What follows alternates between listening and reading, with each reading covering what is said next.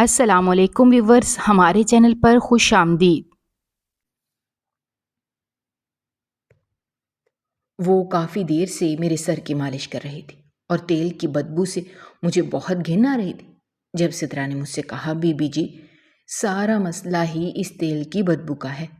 جیسے ہی یہ تیل سر میں جائے گا آپ کو کافی سکون ملے گا۔ میں یہ جان نہ پائی کہ سدرا نے خود اپنے دوپٹے سے ناک ڈھانپ رکھی ہے تاکہ اسے یہ بدبو محسوس نہ ہو، جبکہ میں پاگلوں کی طرح اس کی بات مان کر اس سے مالش کرواتی رہی۔ کچھ دن بعد تیل کی بدبو نے اپنا اثر دکھانا شروع کر دیا اور مجھے مدہوشی طاری ہو گئی۔ تبھی میں نے سدرا سے کہا، سدرا، ایسا لگ رہا ہے جیسے میرا وجود بے جان ہو رہا ہے۔ اس پر سدرا نے کہا، بی بی جی، فکر نہ کریں، یہ تو سکون ہے جو آپ کو تیل کی مالش سے آیا ہے۔ آئیں، میں آپ کو آپ کے کمرے میں چھوڑ کر آتی ہوں۔ فوراً سدرا نے میرا ہاتھ تھاما اور مجھے سہارا دیتے ہوئے میرے کمرے میں لے آئی۔ مجھے بستر پر لٹا کر کہا، بی بی جی، آرام سے سو جائیں، فکر نہ کریں، میں ساری صفائی خود ہی کر لوں گی۔ مجھے اس پر بھروسہ تھا کیونکہ وہ کافی عرصے سے میرے شوہر کے کہنے پر اس گھر میں کام کر رہی تھی اور میرے شوہر نے اندھا بھروسہ کر کے اسے رکھا ہوا تھا۔ اسی وجہ سے میں بھی اس پر بھروسہ کرتی تھی۔ میں نے مسکرا کر اسے جواب دیا، ٹھیک ہے، جیسے ہی میرے شوہر آ جائیں انہیں کھانا دے دینا۔ آنکھیں بند کرتے ہوئے میں نے اس کے چہرے پر ایک فاتحانہ مسکراہٹ دیکھی اور پھر میں بالکل بے ہوش ہو گئی۔ میں جانتی نہ تھی کہ اتنی نادانی کر کے میں نے بہت بڑی غلطی کی ہے۔ مجھے اندازہ نہیں تھا کہ اتنی سی دیر میں میری دنیا اجڑ جائے گی۔ کچھ دیر بعد میرا سر کافی بوجھل تھا۔ جب میں نیند سے بیدار ہوئی تو رات کے 3 بج رہے تھے۔ میں اتنی دیر سوتی رہی، مجھے اندازہ ہی نہ ہوا۔ میرے شوہر کب آفس سے آ چکے ہوں گے، یہی سوچ کر میں باہر جانے لگی۔ ہر طرف سناٹا تھا جب اچانک میری نظر شوہر کے آفس روم پر گئی اور وہاں وہ سسکیاں سن کر میرے پیروں تلے سے زمین نکل گئی۔ وہاں جا کر میں نے جیسے ہی دیکھا میرے پیروں تلے سے زمین نکل گئی، کیونکہ میرا شوہر وہاں۔ میرا نام تابندہ ہے۔ میری شادی ایک بڑے گھر میں ہوئی تھی جہاں میرے شوہر ایک بزنس مین تھے۔ اس بڑے گھر میں اکیلی ہی رہتی تھی اور مجھے وہاں کی صفائی کرنے کی عادت نہیں تھی۔ اسی وجہ سے میرے شوہر نے کہا کہ ہمارے پڑوس میں ایک عورت رہتی ہے جو اپنے گھر میں اکیلی ہی ہوتی ہے۔ اس کا شوہر بھی اسے چھوڑ کر چلا گیا ہے۔ اسی وجہ سے اگر تم چاہو تو ہم اسے کام پر رکھ لیتے ہیں۔ وہ اماں کے ہوتے ہوئے بھی کام کرتی تھی، لیکن جب سے اماں کا انتقال ہوا ہے میں نے اسے آنے سے منع کر دیا تھا۔ میں نہیں چاہتا تھا کہ وہ اکیلے اس گھر میں آئے اور میرے ہوتے ہوئے اکیلے صفائی کرے۔ محلے کے لوگ فضول باتیں بنائیں گے، اسی لیے میں نے اسے انکار کر دیا تھا، ورنہ وہ بہت جوش و خروش سے تیار تھی کہ میرے گھر کی پوری صفائی کر دے گی اور چمکا کر رکھ دے گی۔ لیکن میں نہیں چاہتا تھا کہ کوئی اس کی عزت پر بات کرے۔ جب میں نے اپنی شوہر کی باتیں سنی تو میں نے فوراً اسے کہہ دیا کہ ٹھیک ہے، اسے کل سے کام پر رکھ لیں تاکہ مجھے سکون ملے۔ میں کل کا انتظار کرنے لگی۔ اسی انتظار میں دوپہر کے 1 بج گئے، پر سدرا ابھی تک نہیں آئی۔ اچانک میں نے دیکھا کہ میرے شوہر کے ساتھ ایک خوبصورت لڑکی ہنس ہنس کر باتیں کرتے ہوئے اندر آ رہی تھی۔ اس خوبصورت لڑکی کو دیکھ کر میں نے سوچا، کیا یہ سدرا ہے؟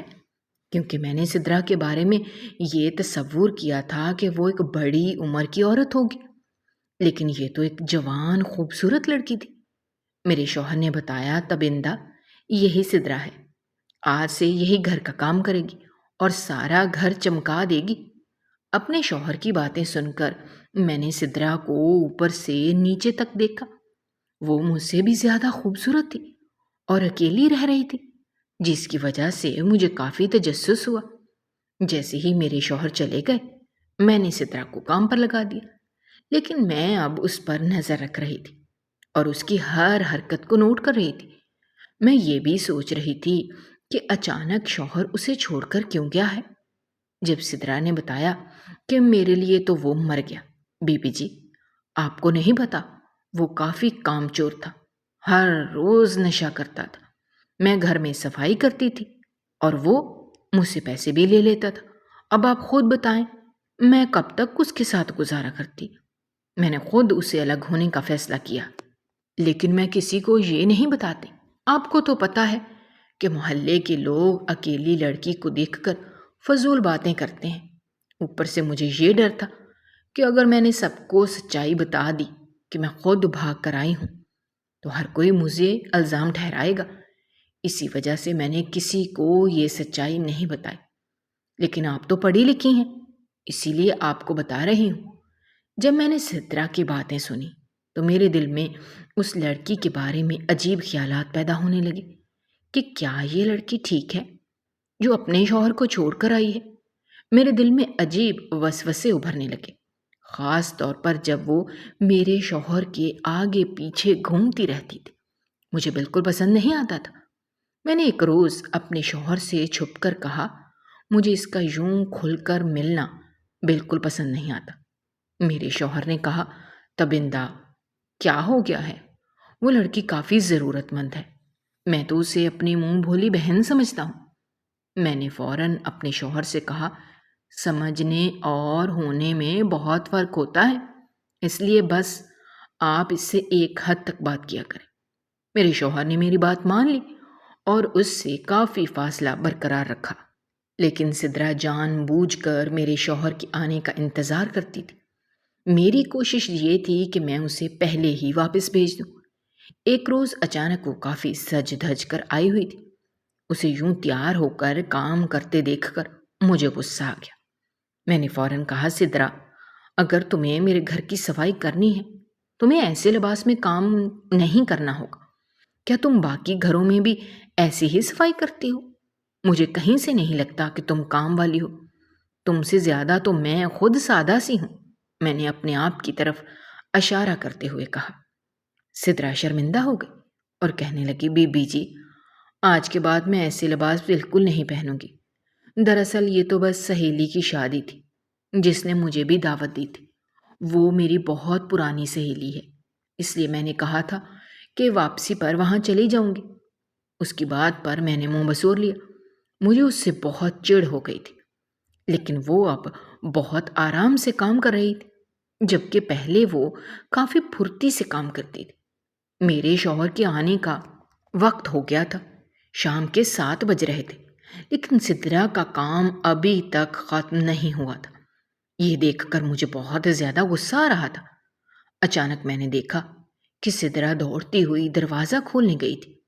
اسے ایسا کرتے دیکھ کر میرے اندر کا غصہ بڑھ گیا۔ جب میرے شوہر اندر آئے تو سدرا کو دیکھ کر ان کے چہرے پر مسکراہٹ تھی۔ ان دونوں کو ایسے دیکھ کر میرے پیروں تلے سے زمین نکل گئی۔ میں فوراً اپنے کمرے میں آ گئی اور بہت زیادہ خفا رہنے لگی۔ میرے شوہر میرے پاس آ کر کہنے لگے، تابندہ کیا ہو گیا ہے؟ آج کھانا کیوں نہیں بنایا؟ میں نے کہا، سدرا کو ہی کہہ دو، شاید وہ آپ کا ہی انتظار کر رہی تھی، کیونکہ اس نے آج صفائی میں کافی دیر کر دی ہے۔ ویسے بھی سج دھج کر شاید وہ آپ کے لیے ہی آئی تھی۔ یہ سب جلدی سے میرے منہ سے نکل گیا۔ میرے شوہر نے کہا، تابندہ کیسی باتیں کر رہی ہو؟ میری بیوی ہو کر ایسی شکی باتیں تمہیں زیب نہیں دیتی۔ تم جانتی ہو تم خود ہی اب سدرا کو بیچ میں لا رہی ہو۔ میرے شوہر کی بات سن کر میں پھوٹ پھوٹ کر رونے لگی۔ میں آدھا گھنٹہ اپنے کمرے میں ہی رہی۔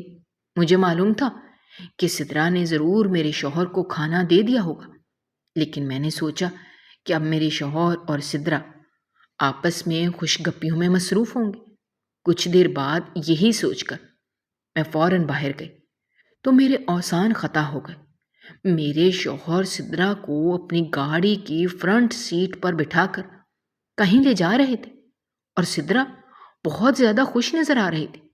جب میری نظر ٹیبل پر پڑی تو وہاں کھانے کے خالی برتن پڑے تھے جو کچھ دیر پہلے ہی سدرا نے میرے شوہر کو دیے ہوں گے۔ اپنے سر کو تھام کر میں رہ گئی تھی۔ میں نے اپنے ہاتھوں سے اپنا گھر اجاڑ دیا۔ کتنی بے وقوف تھی میں۔ مجھے سمجھ نہیں آ رہا تھا کہ میں کیا کروں۔ دل کا بوجھ ہلکا کرنے کے لیے میں نے اماں کو کال ملا دی کہ شاید اماں میری باتیں سمجھ سکے۔ اماں کو میں نے بتایا کہ جب سے سدرا میرے گھر صفائی کرنے آئی ہے میرے شوہر کا مزاج ہی بدل گیا ہے۔ اماں کو بھی سدرا مشکوک لگتی تھی۔ میں نے اماں کو بتایا کہ وہ کہیں سے بھی کام والی عورت نہیں لگتی، بس مجبور ہے، اسی لیے میرے شوہر نے اسے کام پر رکھا ہوا ہے، ورنہ تو وہ مجھ سے بھی زیادہ خوبصورت ہے، جس کی وجہ سے میں احساس کمتری کا شکار ہو رہی تھی۔ اماں نے میری بات سنی اور مجھے سمجھایا، تم تو پاگل ہو گئی ہو، تم کیوں سدرا کو بیچ میں لا رہی ہو؟ جب تمہارا شوہر خود کہہ رہا ہے کہ وہ سدرا کو ایسا نہیں سمجھتا، تو تم بے وقوفی کر رہی ہو۔ سدرا کو اپنے بیچ میں نہ لاؤ، بس اسے نظر انداز کر دو، جیسے اس کے ہونے یا نہ ہونے سے کوئی فرق نہیں پڑتا، کیونکہ وہ محض کام والی ہے۔ اماں نے مجھے کافی سمجھایا تھا۔ اب میں نے فیصلہ کر لیا کہ سدرا سے جڑی کوئی بھی بات اپنے شوہر کے سامنے نہیں کروں گی۔ جلدی سے تیار ہو کر میں اپنے شوہر کا انتظار کرنے لگی۔ وہ رات کے 11 بجے آیا۔ میں نے اس سے پوچھنے کی زحمت نہیں کی کہ وہ کہاں گیا تھا، مگر جیسے ہی اس نے مجھے دیکھا تو خوش ہو گیا۔ میرے پاس آ کر کہا، لگتا ہے تمہیں کسی نے سمجھایا ہے، تبھی آج میرے لیے اتنا تیار ہوئی ہو۔ یہ سن کر میں دنگ رہ گئی کہ میرے شوہر کو کیسے پتا چل گیا کہ میری اماں نے مجھے سمجھایا ہے۔ میں نے ساری باتیں بھلا دیں اور اپنے شوہر سے معافی مانگی کہ مجھے وہ سب نہیں کہنا چاہیے تھا۔ میں بھول گئی تھی کہ میں آپ کی بیوی ہوں اور آپ تو مر کر بھی مجھ سے بے وفائی نہیں کر سکتے۔ یہ بات سن کر میرے شوہر کے چہرے کا رنگ اڑ گیا۔ نہ جانے وہ اتنے کنفیوز کیوں ہو گئے تھے، لیکن میں نہیں چاہتی تھی کہ وہ اپنے ذہن پر زور ڈالے، اس لیے میں نے اس کا دھیان بٹانے کی کوشش کی۔ یوں کچھ دن کے لیے میرے اور میرے شوہر کے بیچ سب کچھ ٹھیک چلتا رہا۔ میں نے سدرا کو اس طرح نظر انداز کیا کہ مجھے اس کی موجودگی سے کوئی فرق نہیں پڑتا تھا۔ اب میں اپنے شوہر کے لیے سجتی سنورتی تھی تاکہ ان کا دھیان مجھ پر ہی رہے۔ اس دوران جب سدرا نے مجھے سج دھج کر تیار دیکھا تو فوراً کہنے لگی، بی بی جی، لگتا ہے کوئی مہمان آنے والا ہے جو آپ نے اتنی تیاری کی ہے، کوئی خوشخبری تو نہیں؟ اس کی بات سن کر میں نے اسے دو ٹوک کہا، سدرا، یہ ہمارا ذاتی معاملہ ہے، ایسی باتیں نہ کیا کرو۔ سدرا کا منہ لٹک گیا، لیکن میرا دل بالکل پرسکون ہو گیا۔ اسی طرح ایک روز پھر سے سدرا نے صفائی میں دیر کر دی اور میرے شوہر کا انتظار کرنے لگی۔ مجھے بہت زیادہ غصہ آ گیا۔ میں نے فوراً سدرا سے کہا، دیکھو 7 بجنے والے ہیں، اب واپس چلی جاؤ۔ سدرا نے کہا، بی بی جی، لیکن میں نے تو صفائی مکمل نہیں کی، اگر صفائی مکمل نہیں کروں گی تو صاحب جی مجھے ڈانٹیں گے۔ میں نے سدرا سے کہا، میں تمہارے صاحب جی کو سنبھال لوں گی، تم بس واپس چلی جاؤ۔ لیکن وہ پھر بھی لٹکا لٹکا کر کام کرتی رہی۔ وہ جانے کا نام ہی نہیں لے رہی تھی، بلکہ بار بار دروازے کی طرف دیکھ رہی تھی، جیسے کسی کا انتظار کر رہی ہو۔ جب اچانک ہارن بجا تو اس کا چہرہ خوشی سے کھل اٹھا۔ میرے شوہر کے آنے پر وہ اتنی خوش ہو رہی تھی کہ میں نے یہ سب برداشت نہیں کیا۔ میں نے اسے غصے سے گھورا، پر پھر بھی وہ باہر چلی گئی اور دروازہ کھولا۔ میرے شوہر سے وہ کافی ہنسی خوشی بات کر رہی تھی اور میرے شوہر نے بھی اسے واپس جانے کو کہا۔ جب میرے شوہر آئے تو نہ چاہتے ہوئے بھی میرا موڈ ان سے خراب ہو گیا تھا۔ میں نے جلدی سے انہیں کھانا دیا اور واپس اپنے کمرے میں چلی گئی۔ مجھے سمجھ نہیں آ رہا تھا کہ سدرا میرے شوہر کے ساتھ کیا باتیں کر رہی تھی۔ یوں ہی دن گزرنے لگے اور میں نے اپنے شوہر سے پوچھ ہی لیا کہ آخر یہ ہر روز سدرا آپ سے کیا کہتی ہے اور آپ کا کیوں انتظار کرتی ہے؟ میرے شوہر نے سمجھایا کہ دیکھو، جو تم سوچ رہی ہو ویسا کچھ نہیں ہے۔ دراصل سدرا کا شوہر چاہتا ہے کہ سدرا اس سے راضی ہو کے واپس چلی جائے۔ سدرا کا شوہر میرے پاس آیا تھا اور اس نے بہت سی منتیں کی تھیں۔ وہ اب سدھر گیا ہے، اب وہ بالکل نشہ نہیں کرتا اور اس کی نوکری بھی بہت اچھی لگ گئی ہے۔ میں نے سدرا کو یہ سب بتایا اور سدرا نے کہا کہ ابھی وہ اپنے شوہر کے پاس نہیں جائے گی، کیونکہ اس کا شوہر ہمیشہ اسے چکما دے دیتا ہے۔ میں نے سدرا کو اس معاملے میں سمجھانے کی کافی کوشش کی تھی۔ میں چاہتا تھا کہ سدرا اور اس کے شوہر کے درمیان صلح ہو جائے، اسی وجہ سے میں ہمیشہ اس سے بات چیت کرتا تھا۔ یوں آخر کار سدرا مان گئی تھی کہ وہ اپنے شوہر کے پاس واپس چلی جائے گی۔ یوں اب وہ روز مجھ سے پوچھتی ہے کہ اس کے شوہر نے مجھ سے کیا کہا، اگرچہ وہ اپنے شوہر سے خود کوئی بات نہیں کرتی، لیکن اس کا شوہر ہمیشہ میرے پاس آ کر ساری باتیں بتا دیتا ہے اور میں گھر آتے ہی سدرا کو سب کچھ بتا دیتا ہوں۔ یوں ان دونوں کے بیچ کی بات چیت میری وجہ سے ہو رہی ہے اور میں ان دونوں کا پیغام ایک دوسرے تک پہنچا دیتا ہوں۔ اسی وجہ سے سدرا میری بہت شکر گزار ہے اور اس کا شوہر بھی اب میری تعریفیں کرتا نہیں تھکتا۔ جب میں نے اپنے شوہر کی یہ باتیں سنی تو میرے دل کو سکون مل گیا۔ اب میں نے خود کو بہت زیادہ کوسا کہ میں اپنے معصوم شوہر کے بارے میں ایسی فضول باتیں سوچ رہی تھی اور ان پر شک کر رہی تھی۔ میرے شوہر تو دو لوگوں کو آپس میں ملانے کی کوشش کر رہے ہیں اور میں ان کے بارے میں بے جا خیالات رکھ رہی تھی۔ اس دن کے بعد سے سدرا کے ساتھ میرا رویہ بہتر ہو گیا۔ جیسے ہی سدرا نے دیکھا کہ میں نرم ہو گئی ہوں، وہ میرے پاس گھومنے لگی، سارا دن میرے کمرے میں رہتی اور جب میں اپنے شوہر کے کمرے کی صفائی کرتی تھی جو کہ ان کا آفس روم تھا تو بھی وہ میرے پاس آ جاتی تھی۔ وہ میرے شوہر کی فائلز کی بھی چھان بین کرتی تھی۔ یوں اب مجھے بھی اس پر کافی بھروسہ ہو گیا تھا۔ میرے شوہر بھی کہہ رہے تھے کہ سدرا کا شوہر کہتا ہے کہ 1 مہینے بعد سدرا کو اپنے ساتھ لے جائے گا اور پھر سدرا یہ کام چھوڑ دے گی۔ سدرا اب 1 مہینے کے لیے یہاں تھی اور وہ کہتی تھی بی بی جی میں آپ کو اس 1 مہینے میں اتنا سکون دینا چاہتی ہوں کہ آپ مجھے خود واپس بلانے پر آمادہ ہو جائیں۔ ایک روز سدرا میرے لیے ایک تیل کی شیشی لے آئی اور کہنے لگی بی بی جی اس سے مساج کر کے آپ کو بہت سکون ملے گا، میں آپ کے سر کی مالش کر دیتی ہوں۔ اس وقت میرے شوہر آفس میں تھے، میرے پاس کوئی کام نہیں تھا اور سدرا کے بس 2 دن رہ گئے تھے۔ 2 دن بعد اسے جانا تھا اور میں اسے منع بھی نہیں کر سکتی تھی، شاید یہ اس کی آخری خواہش تھی۔ یہی سوچ کر میں نے اسے اجازت دے دی اور وہ میرے پیچھے آ کر میرے سر کی مالش کرنے لگی۔ لیکن جب میں نے دیکھا تو اس نے اپنا چہرہ بالکل ڈھانپ رکھا تھا۔ اس تیل کی بدبو سے میرا سر چکرانے لگا۔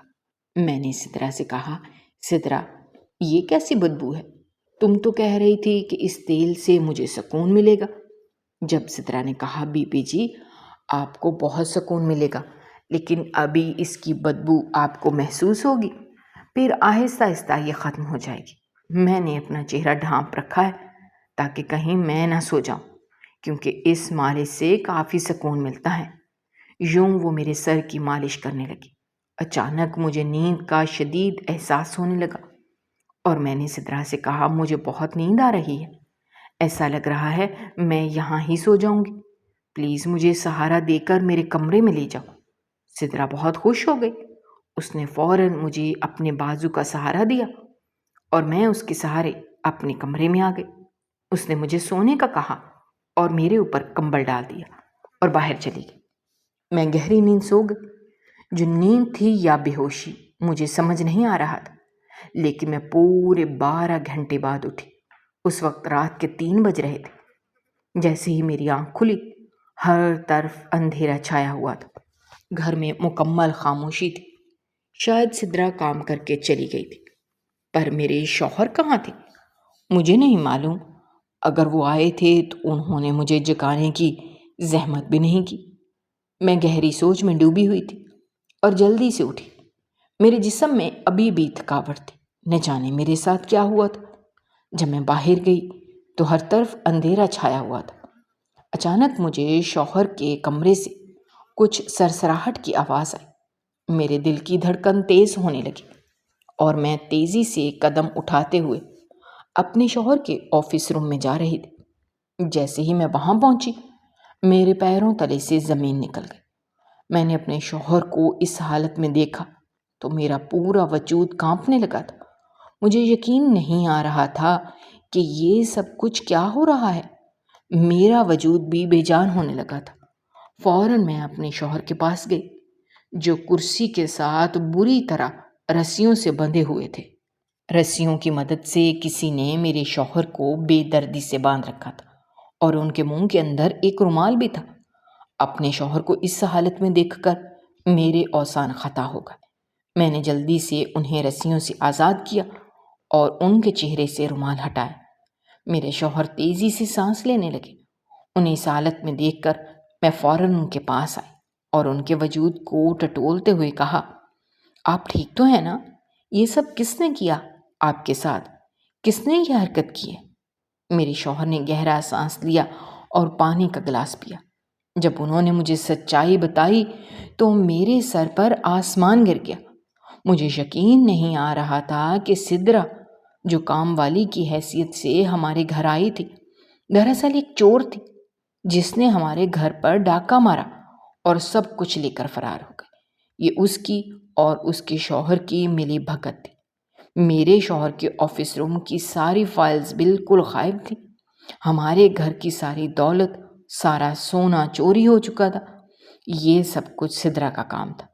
میرا شوہر خود کو کوس رہا تھا کہ کاش میں سدرا پر آنکھ بند کر کے بھروسہ نہ کیا ہوتا، کاش میں نے اس کے شوہر کی بات نہ مانی ہوتی، تو آج ہم لوگ ایسے خالی ہاتھ نہ ہوتے۔ میں اپنے شوہر کو دیکھ رہی تھی، نہ جانے وہ اتنا بے چین کیوں تھا، اور آخر اس کے ساتھ ہوا کیا تھا۔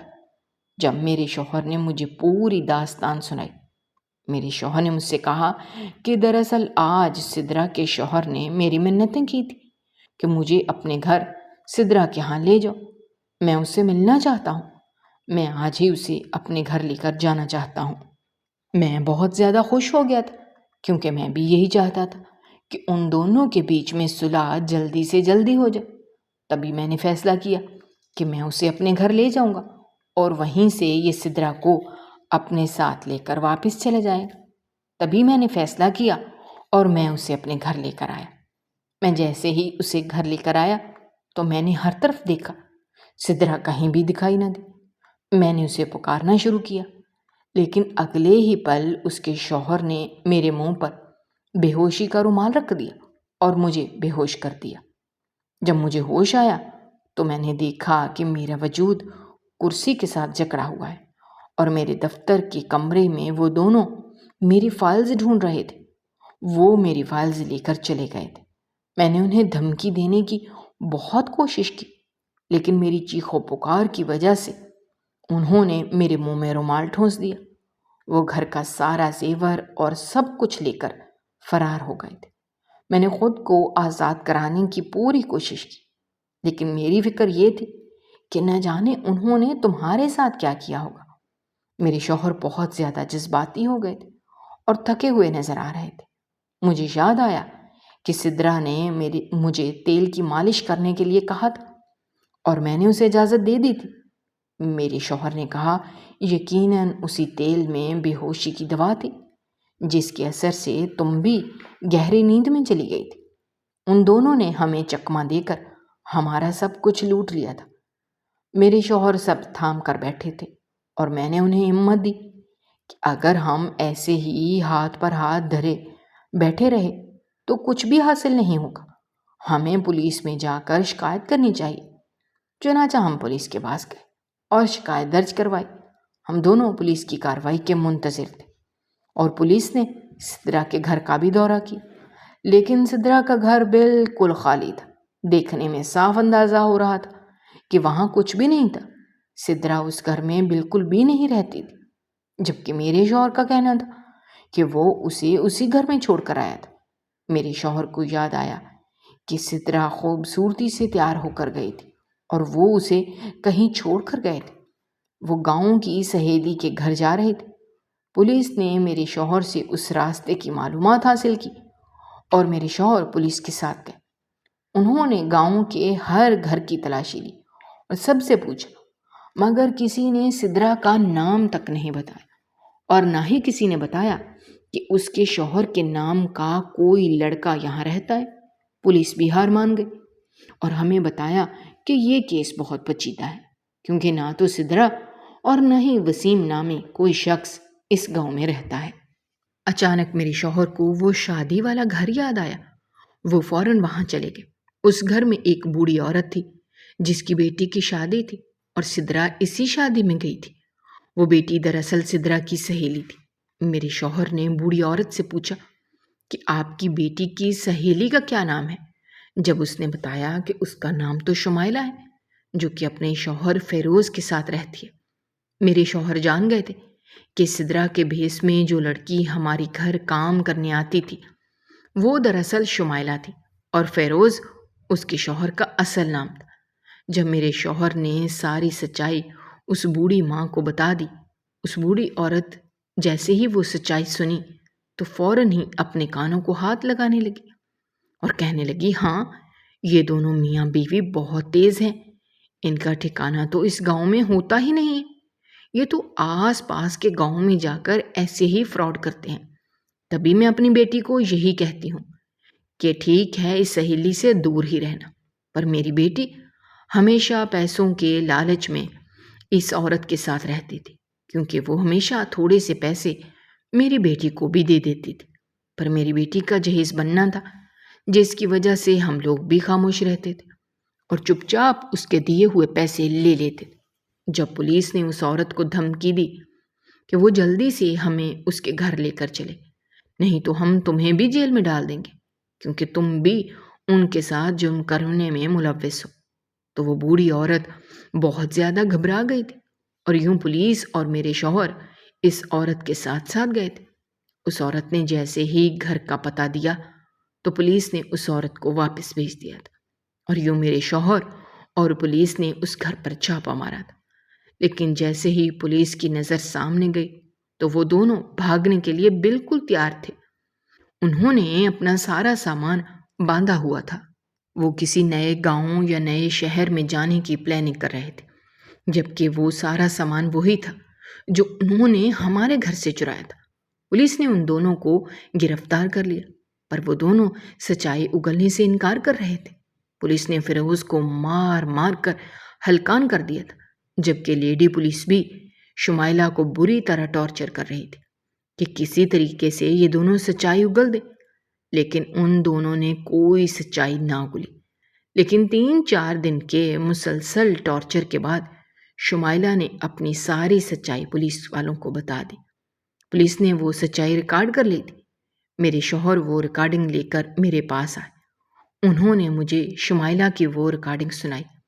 میں نے جب پھر وہ ریکارڈنگ سنی تو اس میں شمائلہ صاف صاف یہ کہہ رہی تھی کہ دراصل میرا نام شمائلہ ہے، میرا شوہر نشہ کرتا تھا، وہ مجھے مارتا پیٹتا تھا، ہمارے پاس کھانے کو کچھ بھی نہیں تھا، جب ایک روز اچانک سے میرا شوہر 50,000 روپیہ لے کر آیا۔ وہ یہ کہہ رہا تھا کہ یہ میری آج کے دن کی کمائی ہے۔ میں نے کچھ بھی نہیں سوچا، بس خوشی خوشی ان میں سے 10,000 روپے اپنے پاس رکھ لیے جو میرے شوہر نے مجھے دیے تھے۔ میں نے اپنے شوہر سے پوچھنے کی زحمت بھی نہیں کی کہ یہ اتنے زیادہ پیسے تمہارے پاس کہاں سے آئے۔ فیروز نے بھی مجھے کچھ نہیں بتایا اور یوں ہم پورا مہینہ آرام سے گزارنے لگے تھے۔ میں نے اپنے لیے نئے جوتے اور کپڑے خریدے تھے اور ان پیسوں سے خوب عیاشی کی تھی، جبکہ اس کے بعد اگلے مہینے میرے شوہر کی کوئی کمائی نہیں آئی تھی۔ میں فیروز کو کوسنے لگی کہ آخر یہ تم نے کون سی نوکری کی ہے جو تمہیں اس مہینے کی کمائی ہی نہیں ملی، اور پچھلے مہینے میں تم نے پورے 50,000 روپے کمائے تھے۔ جب میرے شوہر نے مجھے بتایا کہ یہ کوئی کمائی نہیں بلکہ یہ چوری کے پیسے تھے، یہ سن کر پہلے تو میرے رونگٹے کھڑے ہو گئے۔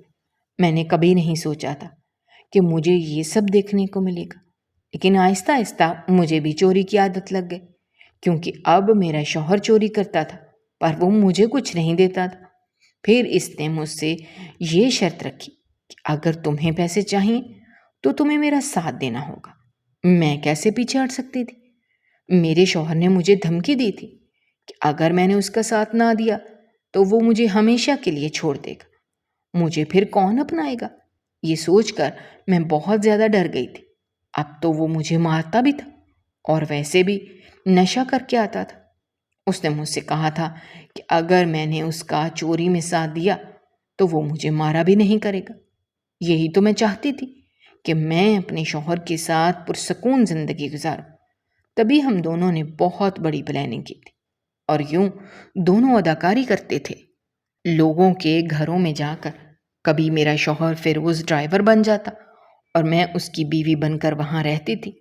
پھر جیسے ہی وہ لوگ ہم پر بھروسہ کرتے تو ہم کسی نہ کسی طریقے سے وہاں ڈکیتی کر لیتے اور اس طرح وہاں سے فرار ہو جاتے تھے۔ کسی کو بھی ہم پر شک نہیں ہوتا تھا کیونکہ اس وقت تک ہم اپنے گاؤں واپس آ جاتے تھے۔ اس طرح پھر 1 مہینے کے بعد ہم اس چوری کیے ہوئے مال سے خوب عیاشی کرتے تھے۔ میری سہیلی ماریا کا جہیز بننا تھا، میں نے اسے بھی اپنے ساتھ ملا لیا تھا تاکہ اگر اسے ہم پر شک ہو تو وہ کہیں اگل نہ دے۔ اسی وجہ سے میں اس کی مدد کر دیا کرتی تھی اور میں نے اس کا جہیز بھی بنایا تھا۔ اس کے بعد مجھے فوراً ہی ایک کام کی آفر آئی۔ میں جیسے ہی اس گھر گئی تو وہ تابندہ بی بی جی کا گھر تھا۔ مجھے پہلے بہت زیادہ شرمندگی ہوئی۔ میں نے شوہر سے کہا تھا کہ ہمیں اس گھر میں چوری نہیں کرنی چاہیے، یہ لوگ بہت اچھے ہیں، بی بی جی بھی بہت اچھی ہیں، پر میرے شوہر نے مجھے پھر سے طلاق کی دھمکی دی اور مجھے مارا پیٹا اور مجھے کہا کہ مجھے اکیلے اس گھر میں رہنا ہوگا، جو کہ کرائے کا گھر تھا، تاکہ کسی کو بھی کسی قسم کا شک نہ ہو جائے۔ اسی وجہ سے اب میں ان دونوں میاں بیوی کی ہمدردی بٹورتی تھی اور یوں اپنے پلان کے مطابق ہم دونوں نے بی بی جی کے شوہر کو پھنسانا شروع کر دیا اور یوں ان سے یہی کہا کہ ہم دونوں آپس میں ملنا چاہتے ہیں، جبکہ میرا شوہر اب سدھر چکا ہے۔ بی بی جی کے شوہر کو ہم دونوں کی باتوں پر یقین آ گیا تھا۔ وہ تو اچھے انسان تھے اور میں بہت زیادہ شرمندہ تھی، لیکن مجھے میرے شوہر کی دھمکی نے مجبور کر دیا تھا۔ میرے شوہر نے تو مجھے یہ فیصلہ بھی سنا دیا تھا کہ اگر میں نے اس کی بات نہ مانی اور اس کے مطابق کام نہ کیا تو وہ مجھے طلاق دے دے گا۔ مجبور ہو کر مجھے بی بی جی کو اس جھانسے میں پھنسانا ہی پڑا اور یوں اس روز میں نے وہی تیل لے کر بی بی جی کی مالش کی تھی جو مجھے میرے شوہر نے دیا تھا، جبکہ باقی کا کام میرا شوہر خود سنبھال رہا تھا۔ بس اس نے مجھے یہ کہا تھا کہ مجھے یہ کام کرنا ہے اور یوں میں نے جیسے ہی وہ کام کیا تو میں جان گئی تھی کہ یہ بے ہوشی کی دوا میں ملا ہوا تیل ہے، اور بی بی جی نے جیسے ہی وہ دوا سونگھی تو وہ بے ہوش ہونے لگی تھی۔ میں بہت زیادہ گھبرا گئی تھی۔ اس کے فوراً بعد میرا شوہر بی بی جی کے شوہر کے ساتھ اندر داخل ہوا اور اس نے اگلے ہی پل بی بی جی کے شوہر کو بھی بے ہوش کر دیا، اور یوں میرے شوہر نے مجھ سے کہا کہ اب وقت بہت کم ہے، ہمیں سب کچھ لوٹنا ہوگا۔ اس طرح ہم دونوں نے مل کر وہ ساری فائلز چوری کر لیں اور اس کے علاوہ سارا مال بھی ہم نے چرا لیا تھا، لیکن ہمیں کہاں پتا تھا کہ ہم لوگ پکڑے جائیں گے۔ اس کے بعد ہم لوگ گھر آ گئے تھے اور اب ہم اپنا ٹھکانہ بدلنے والے تھے، کیونکہ یہ سب سے بڑی چوری تھی۔ ہم نے پہلے اتنی بڑی ڈکیتی کبھی نہیں کی تھی، لیکن ہمیں کہاں پتا تھا کہ تم لوگ ہمیں پکڑ لو گے۔ تم پولیس والوں نے ہمارے ساتھ اچھا نہیں کیا، تم لوگوں نے ہمیں بہت ٹارچر کیا ہے۔ میں نے جیسے ہی شمائلہ کی یہ ریکارڈنگ سنی تو یہ ریکارڈنگ اس وقت بند ہو گئی تھی، جبکہ میں پھوٹ پھوٹ کر رونے لگی تھی۔ میرے شوہر بھی کہنے لگے کہ تم شکر کرو، ہمیں ہمارا کھویا ہوا سارا مال واپس مل گیا ہے اور ہم بڑے نقصان سے بچ گئے ہیں۔ اس کے بعد میں نے فیصلہ کر لیا کہ میں کبھی بھی کسی بھی کام والی کو اپنے گھر میں نہیں گھسنے دوں گی اور سارے گھر کا کام میں خود ہی کروں گی، چاہے مجھے کتنی ہی تھکاوٹ کیوں نہ ہو جائے۔ میں نے اپنے شوہر سے بھی کہہ دیا کہ آپ کو اب کسی پر بھی اندھا بھروسہ کرنے کی کوئی ضرورت نہیں ہے اور نہ ہی کسی کو بنا کسی کام کے اپنے گھر میں لانے کی ضرورت ہے۔ میرے شوہر نے بھی اس بات پر عمل کیا تھا اور یوں ہم دونوں نے صدقہ بھی دیا تھا اور اللہ کا لاکھ لاکھ شکر ادا بھی کیا تھا۔ ہم کسی بڑی مصیبت سے بچ گئے۔ آج وہ دونوں میاں بیوی جو کہ چور تھے اور بھیس بدل کر لوگوں کی چوری کیا کرتے تھے، جیل کی سلاخوں کے پیچھے ہیں اور اب پچھتاتے ہیں کہ کاش انہوں نے چوری نہ کی ہوتی۔ اگر آپ کو ہماری کہانیاں پسند آ رہی ہیں تو ہمارے چینل کو سبسکرائب کیجیے، ویڈیوز پر کمنٹ کیجیے اور شیئر کیجیے۔ شکریہ۔